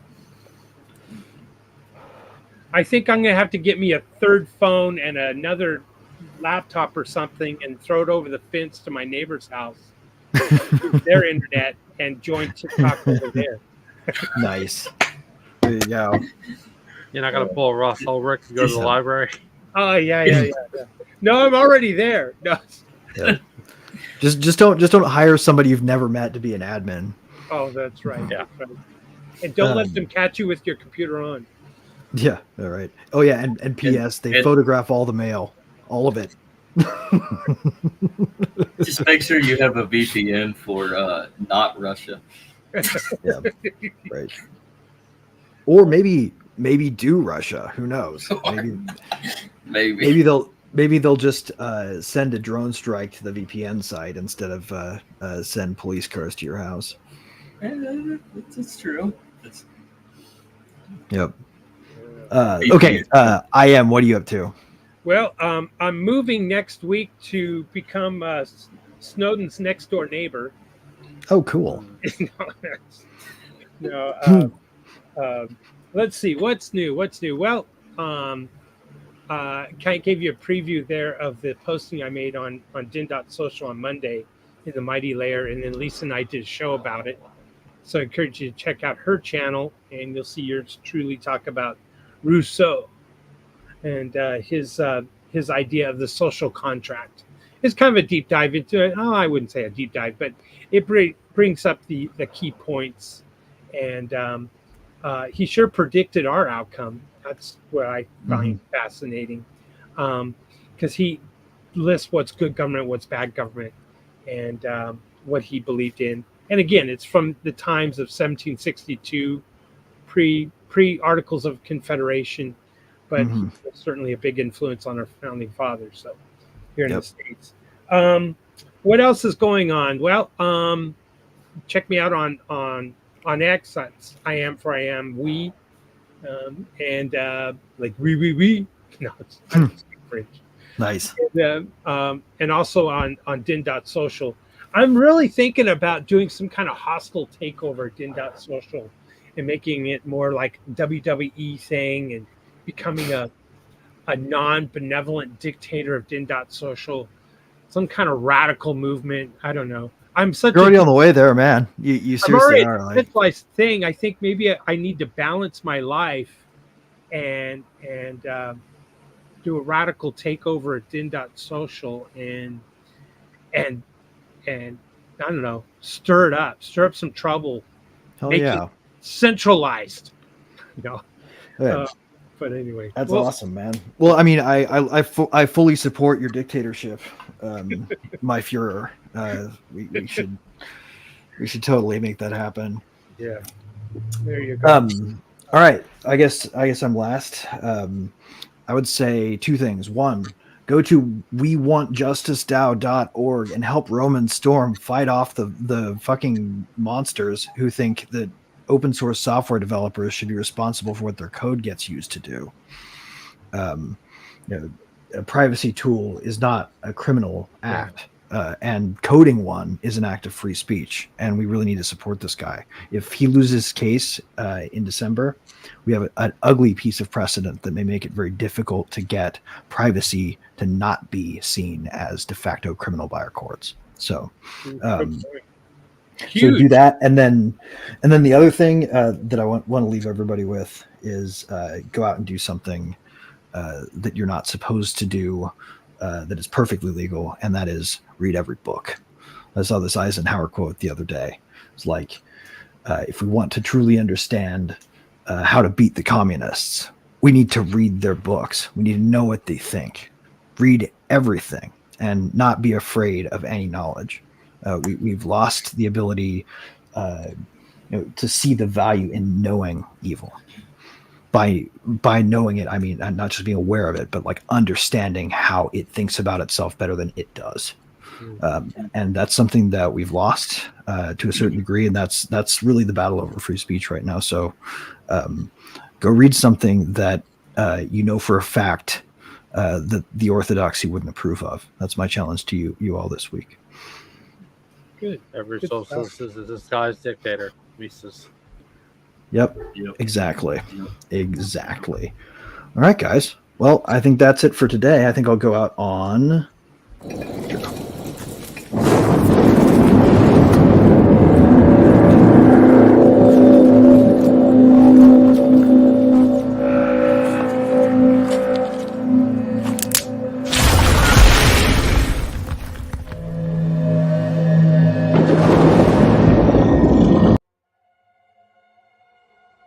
Liberty is not a pill that makes men angels.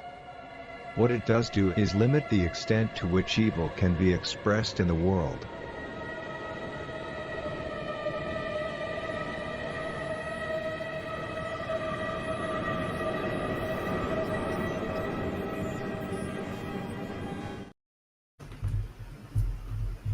We're still live. I clicked it.